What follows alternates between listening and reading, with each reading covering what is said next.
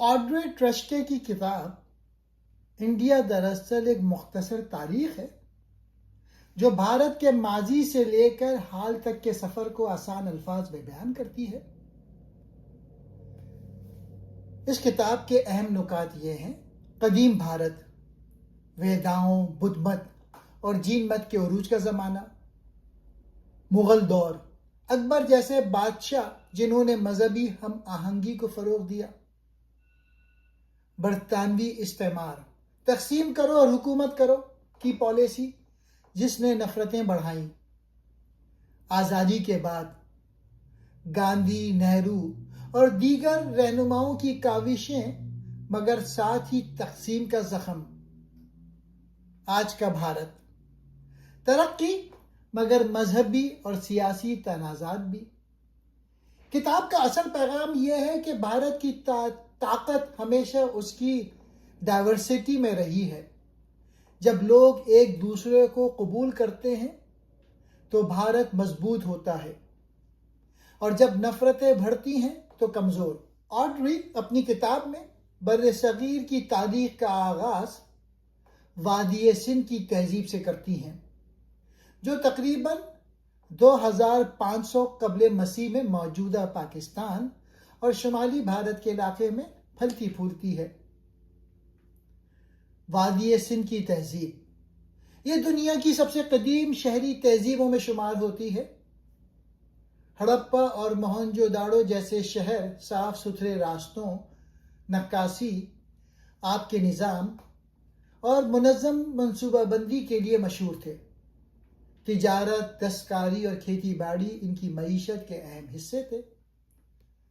مذہب اور رسومات کا بھی ذکر ملتا ہے، جیسے زراعت اور زرخیزی کے دیوی دیوتاؤں کی پوجا۔ آریائی آمد اور ویدک دور۔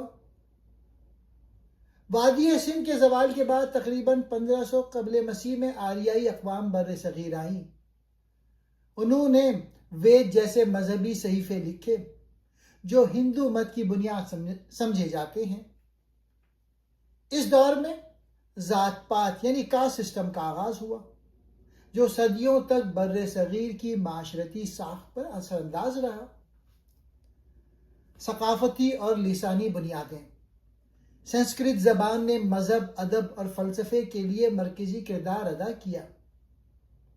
فطرت پہ مبنی کہانیاں، دیوی دیوتاؤں کے قصے اور روحانی نظم و ضبط اس دور میں پروان چڑھے۔ سیاسی ڈھانچے کی ابتدا میں یہ دور زیادہ تر چھوٹی چھوٹی قبائلی ریاستوں پر مشتمل تھا، لیکن آہستہ آہستہ بڑے سیاسی ڈھانچے ابھرنے لگے، جنہوں نے بعد میں موریہ اور گپتا جیسی بڑی سلطنتوں کی راہ ہموار کی۔ مذہبی زبان اور ثقافتی پھیلاؤ۔ برصغیر کی تاریخ کا سب سے نمایاں پہلو یہ ہے کہ یہاں صدیوں سے مختلف مذاہب، زبانیں اور ثقافتیں ایک دوسرے کے ساتھ رہتی اور گھل ملتی آئی ہیں۔ آڈرے اسے کثرت میں وحدت کا تصور قرار دیتی ہیں۔ ہندو مت اور ویدک روایات۔ آریاؤں کے بعد ہندو مت نے گہری جڑیں پکڑی۔ وید، اپنشد، رامائن اور مہابھارت جیسی تحریروں نے مذہبی اور اخلاقی زندگی کو شکل دی۔ ذات پات یعنی کاسٹ سسٹم نے مذہبی اور سماجی ڈھانچے کو مضبوط کیا۔ بدھ مت اور جین مت۔ 6 صدی قبل مسیح میں گوتم بدھ اور مہاویر جین نے سماجی اور روحانی بیداری پیدا کی۔ انہوں نے عدم تشدد، سادگی اور کرم پر زور دیا۔ بدھ مت برصغیر سے نکل کر چین، تبت اور جنوب مشرقی ایشیا تک پھیلا۔ اسلام کی آمد۔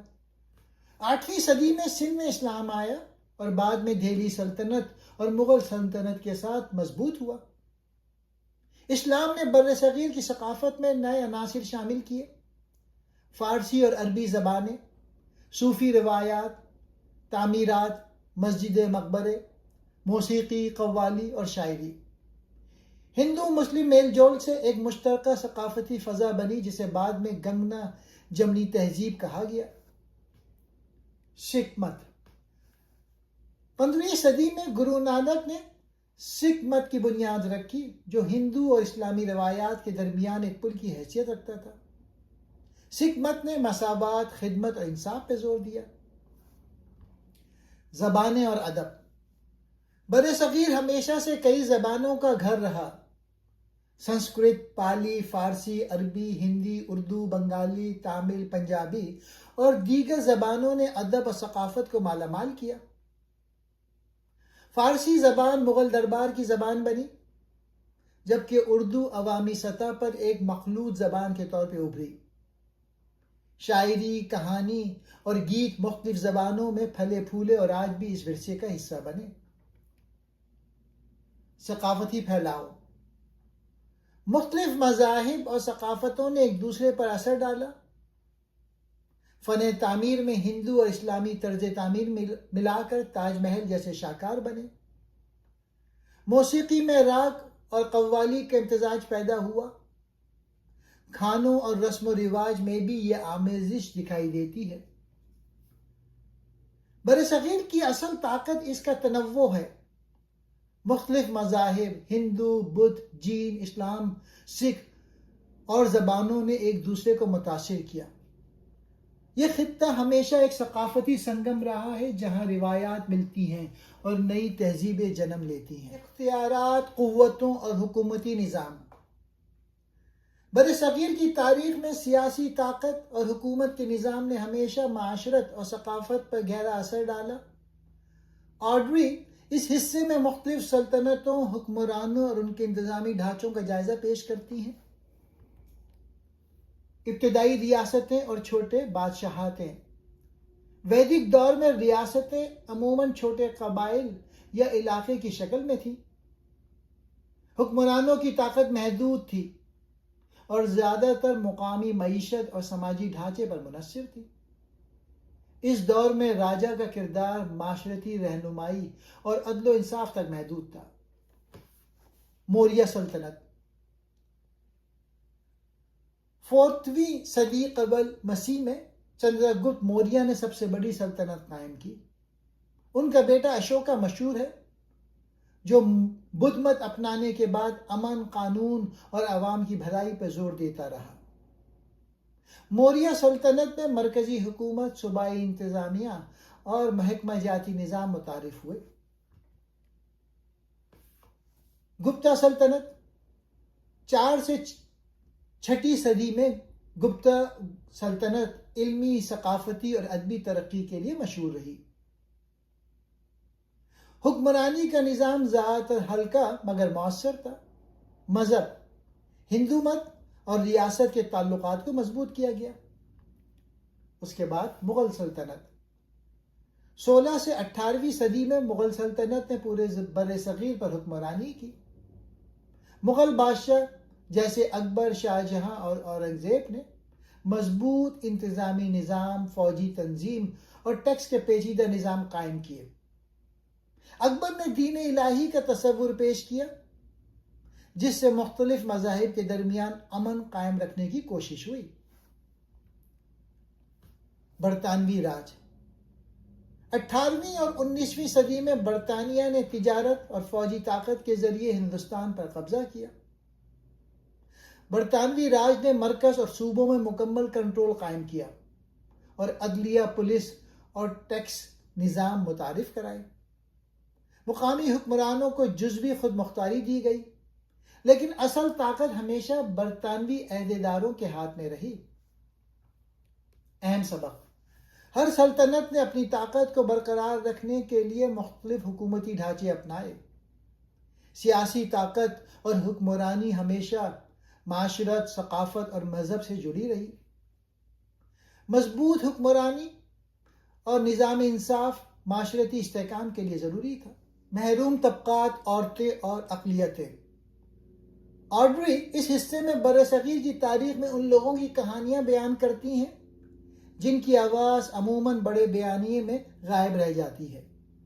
یہ حصہ ہمیں بتاتا ہے کہ تاریخ صرف حکمرانوں اور فاتحین کی نہیں بلکہ عام لوگوں اور کمزور طبقات کی بھی ہے. عورتیں. تاریخی دور میں عورتیں اکثر مردوں کے زیر اثر رہیں، انہیں تعلیم، زمین کے حقوق یا سیاست میں محدود حصہ دیا گیا۔ بعض دور میں عورتیں حکمران خاندان میں اثر رکھتی تھیں، جیسے مغل دربار کی خواتین نے کچھ سیاسی اثرات چھوڑے۔ صدیوں کے دوران عورتوں نے سماجی رکاوٹوں کے باوجود علم، ادب اور روحانی کاموں میں حصہ لیا۔ محروم طبقات، لوور کاسٹس، ویدک دور سے ہی بعض طبقات کو سماجی اور مذہبی سطح پر کمتر سمجھا گیا۔ دلت اور دیگر محروم طبقات کے لوگ اکثر زمین یا پیشہ ورانہ آزادی سے محروم رہے۔ انہوں نے صدیوں تک محنت اور سماجی جدوجہد کے ذریعے اپنی جگہ بنائی، لیکن تاریخ میں اکثر ان کی کہانیاں نظر انداز رہیں۔ مذہبی اقلیتیں، برصغیر میں ہندو، مسلم، سکھ، جین، بدھ، عیسائی اور دیگر مذاہب کے لوگ ساتھ رہتے آئے۔ بعض اوقات سیاسی یا مذہبی دباؤ کی وجہ سے اقلیتوں کو نقصان اٹھانا پڑا، لیکن انہوں نے اپنی مذہبی اور ثقافتی شناخت کو برقرار رکھا۔ صوفی اور روحانی تحریکیں اکثر ان اقلیتوں کے لیے سکون اور تعاون کا مرکز بنی۔ اہم سبق: تاریخ صرف طاقتور لوگوں کی نہیں بلکہ ہر انسان کی کہانی سے بنتی ہے۔ محروم طبقات، عورتیں اور اقلیتیں ہمیشہ سے معاشرتی جدوجہد کا حصہ رہی ہیں۔ ان کی جدوجہد، حوصلہ اور ثقافتی شراکت برصغیر کی تاریخ کو مکمل کرتی ہے۔ آج کی سماجی اور سیاسی تفہیم کے لیے یہ ضروری ہے کہ ہم ان کہانیوں کو نظر انداز نہ کریں۔ تاریخ کو موجودہ سیاست سے منسلک کرنا۔ آڈرے اس حصے میں بتاتی ہیں کہ تاریخ صرف ماضی کی کہانی نہیں بلکہ آج کی سیاست، سماج اور شناخت پر بھی اثر ڈالتی ہے۔ تاریخ کی تعمیر اور سیاسی مفادات۔ ماضی کے واقعات اور سلطنتوں کی کہانیاں بعض اوقات آج کے سیاسی مقاصد کے لیے استعمال کی جاتی ہیں۔ مثال کے طور پہ ہندو قوم پرستی یا مذہبی شناخت کے نظریات کے لیے تاریخی بادشاہوں یا سلطنتوں کی یاد کو مخصوص انداز میں پیش کیا جاتا ہے۔ اس کے نتیجے میں بعض اوقات حقیقی حقائق کو مسخ یا نظر انداز کیا جاتا ہے۔ ماضی کی سیاسی جڑیں۔ برصغیر میں مختلف سلطنتوں، مذہبی اور سماجی نظاموں کی بنیاد آج کے سیاسی اور سماجی ڈھانچے پر اثر ڈالتی ہیں۔ ذات پات، علاقائی شناخت اور مذہبی تنازعات کی تاریخ آج کے سیاسی اختلافات کی جڑیں ہیں۔ تاریخ کو سمجھنا اور انصاف قائم کرنا۔ تاریخ کا صحیح مطالعہ ہمیں آج کے مسائل کو سمجھنے اور ان کے حل تلاش کرنے میں مدد دیتا ہے۔ آڈری کہتی ہیں کہ ہمیں ماضی کو صرف فاتحین یا بادشاہوں کے زاویے سے نہیں دیکھنا چاہیے بلکہ عام لوگوں، عورتوں، اقلیتوں اور محروم طبقات کی کہانیاں بھی دیکھنی چاہیے۔ اس طرح ہم معاشرتی انصاف، برابری اور مثبت تبدیلی کے لیے بہتر فیصلے کر سکتے ہیں۔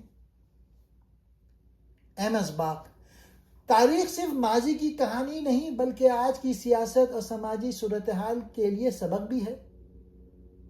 ماضی کو سمجھ کر ہم سیاسی اور سماجی غلط استعمال سے بچ سکتے ہیں۔ ہر طبقات، مذہب اور فرد کی کہانی کو شامل کرنا ضروری ہے تاکہ تاریخ متوازن اور حقیقی نظر آئے۔ آخری حصہ: ماحولیات اور بدلاؤ۔ آڈری اس حصے میں برصغیر کی تاریخ میں انسان اور ماحولیاتی تعلق کو بیان کرتی ہیں اور یہ بتاتی ہیں کہ کس طرح ماحول اور انسانی زندگی ایک دوسرے پر اثر انداز ہوتے ہیں۔ قدیم دور میں ماحولیات۔ وادی سندھ کے لوگ اپنے ماحول کے مطابق بس گئے تھے۔ شہر منصوبہ بندی، پانی کی نکاسی اور زراعت کے نظام ماحول دوست تھے۔ جنگلات اور دریاؤں کا خیال رکھا جاتا تھا تاکہ معاشرتی اور اقتصادی زندگی برقرار رہ سکے۔ زراعت اور معاشرتی تبدیلیاں۔ آریائی اور بعد کی سلطنتوں نے زراعت پر زیادہ انحصار کیا جس سے زمین کی پیداوار اور مقامی ماحولیاتی نظام پر اثر پڑا۔ زمین کی تقسیم، آبپاشی کے نظام اور نئے فصلوں نے سماج اور معیشت کو بدل دیا۔ صنعت اور انسانی اثرات۔ مغل دور میں اور بعد میں برطانوی راج میں صنعتی اور تجارتی ترقی نے ماحولیاتی اثرات بڑھا دیے۔ جنگلات کی کٹائی، پانی کی کمی اور زمین کا زیادہ استعمال لوگوں کی زندگی اور معاشرت پر اثر انداز ہوا۔ موسمیاتی اثرات اور جدید دور۔ آج کے دور میں ماحولیاتی تبدیلی اور عالمی گرمی، سیلاب اور خشکسالی جیسے مسائل زیادہ نمایاں ہیں۔ تاریخ کے مطالعے سے ہمیں یہ سبق ملتا ہے کہ انسانی سرگرمیاں ماحول کو متاثر کرتی ہیں اور ماحولیاتی نقصان معاشرتی اور اقتصادی استحکام کو کمزور کرتا ہے۔ اہم سبق: ماحول اور انسانی زندگی کا تعلق ہمیشہ سے موجود رہا ہے۔ تاریخ ہمیں سکھاتی ہے کہ قدرتی وسائل کا ذمہ دارانہ استعمال ضروری ہے۔ موجودہ اور مستقبل کی نسلوں کے لیے ماحولیاتی تحفظ ضروری ہے تاکہ ترقی اور زندگی کے معیار کو برقرار رکھا جا سکے۔ کتاب کا بنیادی مقصد آڈری ایک جامع اور مفصل تاریخ پیش کرنے کی کوشش کرتی ہے، جس میں برصغیر، موجودہ ہندوستان، پاکستان، بنگلہ دیش اور افغانستان کے کچھ حصے کی تقریباً 5000 سال پر محیط تاریخ کو بیان کیا گیا ہے۔ یہ صرف بادشاہوں یا جنگلوں کا حساب نہیں، بلکہ معاشرت، مذہب، ثقافت، عورتوں اور کمتر طبقات کے کردار اور ان کی آواز کی شمولیت پر بھی زور دیتی ہے۔ اس کتاب کے 6 اہم موضوعات ہیں۔ ابتدائی تہذیبیں۔ کتاب انڈس ویلی تہذیب سے شروع ہوتی ہے، اس کی شہری تنظیم، تجارت اور ماحولیات کے ساتھ تعلق کی وجوہات پر غور کرتی ہے۔ دوسرا موضوع: مذہب، زبان اور ثقافتی پھیلاؤ۔ برصغیر میں ہندو مت، بدھ مت، جین مت سے لے کر اسلام اور سکھ مت تک کی ترقی، مختلف زبانوں، سنسکرت، مقامی بولیاں اور ادب کا کام، اور یہ کہ کس طرح مذہب و ثقافت نے مل کر معاشرتی روایتیں بنائیں۔ تیسرا موضوع: اختیارات، قوتوں اور حکومتی نظام۔ مختلف سلطنتیں، مثلا موریہ سلطنت، گپتا سلطنت، مغل دور اور بعد میں برطانوی راج، کہ کیسے بدلے حکمرانی کے طریقے، ریاست اور عوام کے تعلقات۔ چوتھا موضوع: محروم طبقات، عورتیں اور اقلیتیں۔ آڈری خاص طور پہ ان لوگوں کی کہانیاں اجاگر کرتی ہیں جن کی آواز عموماً تاریخ کے بڑے بیانیے میں غائب رہ جاتی ہے، مثلاً عورتیں، دلت، مذہبی اقلیتیں، کمزور طبقات۔ یہ بتاتی ہیں کہ تاریخ کی سمجھ کے لیے یہ ضروری ہے کہ ہم صرف سرکردہ لوگوں تک محدود نہ رہیں۔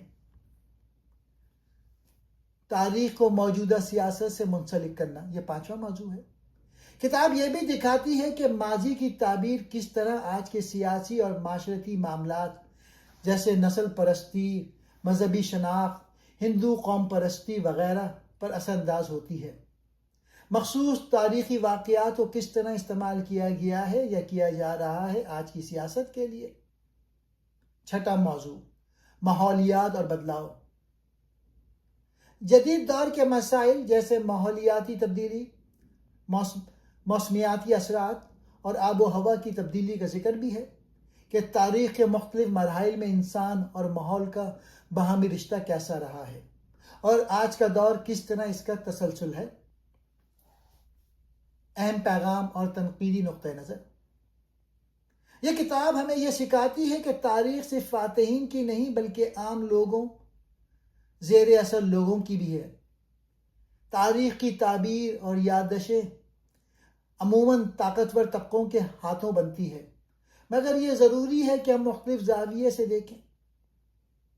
ماضی کو سمجھنا آج کے معاشرتی اور سیاسی کشمکشوں کا فہم بڑھاتا ہے۔ تاریخی مباحثے چاہیے کہ بنیاد پر حقائق ہوں، نہ کہ فرضی سیاسی یا نظریاتی مفادات ہوں۔